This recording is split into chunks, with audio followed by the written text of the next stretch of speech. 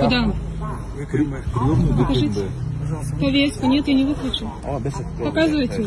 Хотя бы снимок какой. Покажите, чтобы он ознакомился. А что не показывали, Жантандер?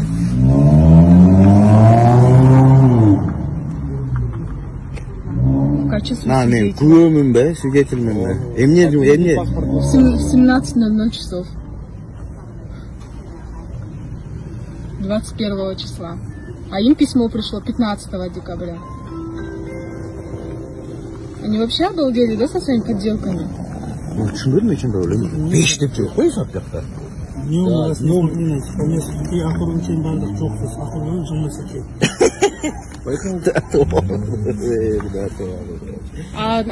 Позвоните ему, вот у него есть Facebook страница, да, его номер есть везде, на Facebook, Instagram, да?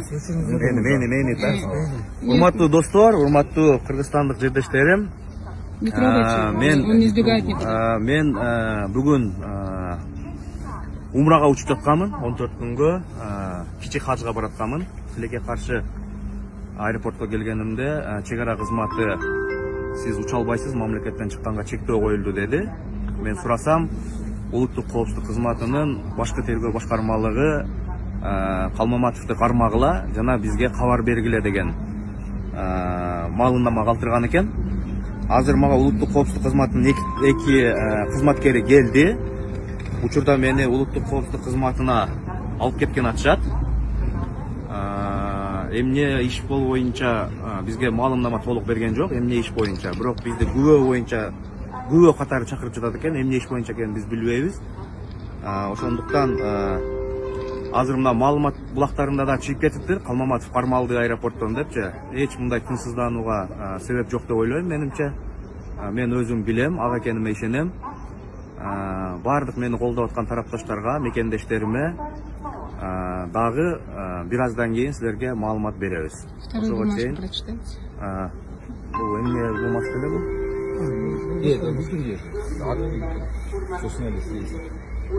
Болду. В качестве свидетеля приглашается. Куда? В приемную ГКНБ. В приемную? Да, в приемную ГКНБ.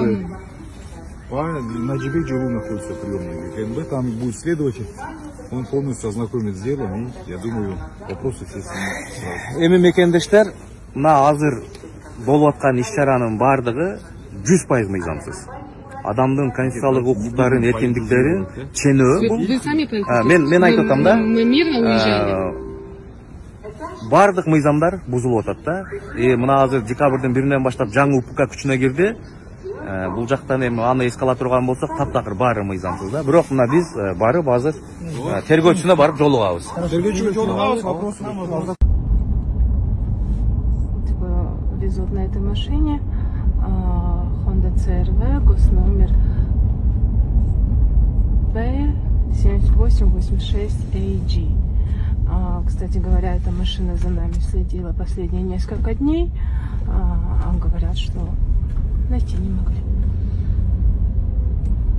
Вот мы приехали.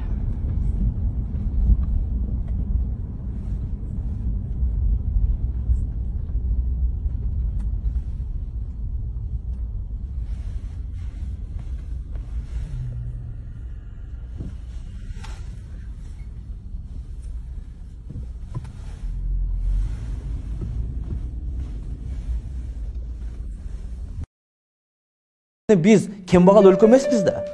Биз жөн эле тонолуп, таланып калган өлкөбүз. Бардыгын иреттеп койсок, ордубуздан туруп кете турган өлкөбүз. Мына мен дүйнөнүн канча өлкөлөрүндө болдум. Дүңгүрөп өлүгүп аткан өлкөлөрдө болуп келдим. Биринин дагы ички потенциалы биздин мамлекеттин ички потенциалына тең келбейт экен. Биринин дагы биздикинде ички байлыгы жок экен. Бирок ошолор өз алдынча экономика кура алды да. Бирок ошолор өз алдынча эгемендүү өлкө боло алды да. Ошолор бүгүн элин бакубат турмушка алып келе алды да. Анткени алар көпүрөгө арыкка сатылган жок, 1000 сом, 2000 сомго сатылган жок. Дүйнөнү дүңгүрөткөн эң алдыңкы деп аткан өлкөлөрдү деле бизде эле эки колу, эки буту бар адамдар курган, туугандарым. А эмнеге биз кура албай атабыз? Анткени биз майда барат нерселер менен көп убара болуп атабыз. Биз чоң улуттук идеология түптөй албай атабыз. Биз өзүбүз багып кете алсак дагы бүгүнкү күнгө чейин улуттук экономиканы түптөй албай атабыз. Улуттук экономиканы түптөй турган улуттук атамекендик өндүрүштү түптөй албай атабыз. Өзүбүздө бар нерсени иштете албай баркын кетирип атабыз. Аллахтан берилген ырыскыбызды ысраф кылып атабыз. Биздин ички байлыктарыбыз бизди эмес, кошуналарыбызды кошуп дүйнөнү дүңгүрөтүп койгонго жетет. 21 партиянын ичинен мыкты 54 баланы тандаганга менимче элдин күчү дагы эрки деле жетет өзү. Аны үчүн сатылбаш керек. Майда барат арык көпүрөлөргө азгырылбаш керек. Мен ушу элге да кайрылат элем да. Бүгүн көрүнгөн чайкоочуну, коммерсантты, базаркомду жогорку кеңешке шайлай турган учур эмес. Бүгүн добушуңду 1000 сомго, 2000 сомго дагы сата турган учур эмес. Бүгүн көпүрө үчүн, арык үчүн эмес, азаттык үчүн баш сая турган учур. Бүгүн жогорку кеңешке мамлекеттүүлүктү мыкты өздөштүргөн, мамлекеттүүлүктү жакшы түшүнгөн саясатчыларды алып келе турган учур. Дүйнөнүн бизге коюп аткан талаптары күндөн күнгө оорлоп баратат. Бизден чоң, бизден кубаттуу мамлекеттер талкаланып кетет. Дүйнөдө ааламдашуу процесси тездик менен жүрүп жаткан учур. Биз жарым-жартылай эгемендүүлүгү менен араң жашаган мамлекет катары ааламдашуу процессинде биз тигилже бул мамлекеттин катарына сиңип кетпешибиз керек. Ушул өлкөнү бизге ата-бабаларыбыз мураска калтырып кеткен. Алар ушул өлкө үчүн кан төккөн. Нечен деген эрлердин өмүрү кеткен. Бүгүн биз бул өлкөнүн кадырын билбей, май талканын чыгарып аткан учурдабыз. Эгер бүгүн бир нерсени өзгөртөбүз десек, муну шайлоодо өзгөртүшүбүз керек. Анткени мен каалабаган адамдар шайланып калды деп буга чейин айткан шылтообуз өтпөйт. Бул шайлоо менен мурдагы шайлоонун айырмасы, бул шайлоодо партияга эле эмес, конкреттүү талапкерге да добуш бересиңер. Эгерде бул жолу дагы сатылып кетсеңер, алданып калган болсоңор, жогорку кеңешке дагы базаркомдор, коммерсанттар, чайкоочулар келет. Алар 1 сом кантип 2 сом болот, 2 сом кантип 4 сом болот, 4 сом кантип 8 сом болот дегенден башканы ойлонбойт. Алар мамлекеттин эгемендүүлүгү, мамлекеттин эртеңи, мамлекеттин азаттыгы дегенди толук кандуу түшүнө бербейт. Эгер мамлекетти оңдоп кетели десеңер, мамлекетти жакшы жашоого жеткизебиз десек, анда биз ушул шайлоодо сатылганыбызды токтотушубуз керек. Бир жолу чыдап, ушул Азаттык партиясын шайлап туруп, бир тобокелчиликке барууну чакырам мен. Берген добушуңардын акыбетинен жетебиз биз. Силер бизге берген ишенимди биз актай алабыз. Лично мен өмүрүмдө элиме кыянаттык кылбаган баламын. Өмүрүмдө элиме чыккынчылык кылбаган баламын. Менин бул жашоодо тапканым, бул менин элим, жерим. Мен мамлекеттен бир бүдүр таш алган эмесмин.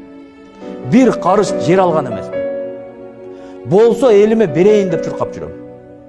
Болсо элиме кызмат кылайын деп чуркап жүрөм.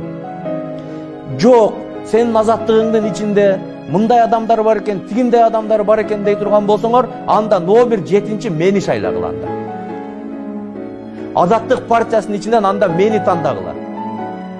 Мен силердин добушуңар үчүн, силердин бакубат турмушуңар үчүн мен жанымды бергенге даярмын. А силер мага добуш бергенге даярсыңарбы?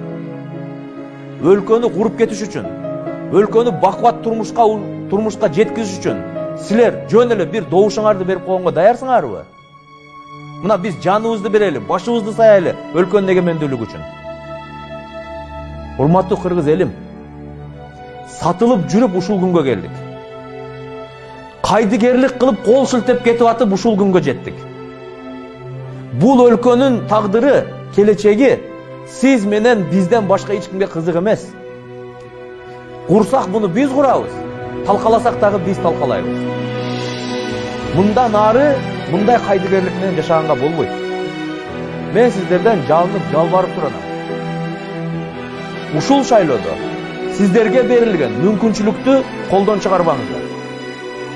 Эгерде конкреттүү бир партияга ишене албай турган болсоңор, мага ишенгиле, мен кепилдик берем. Силердин берген добушуңарды актаганга, силерге кызмат кылганга, буюрса бул мамлекетти түп тамырынан башкача кылып курабыз. Жете табыз күрөшкөн азаттык болсун жеримде, жете өлчөп бир кескен азамат болсун элимде.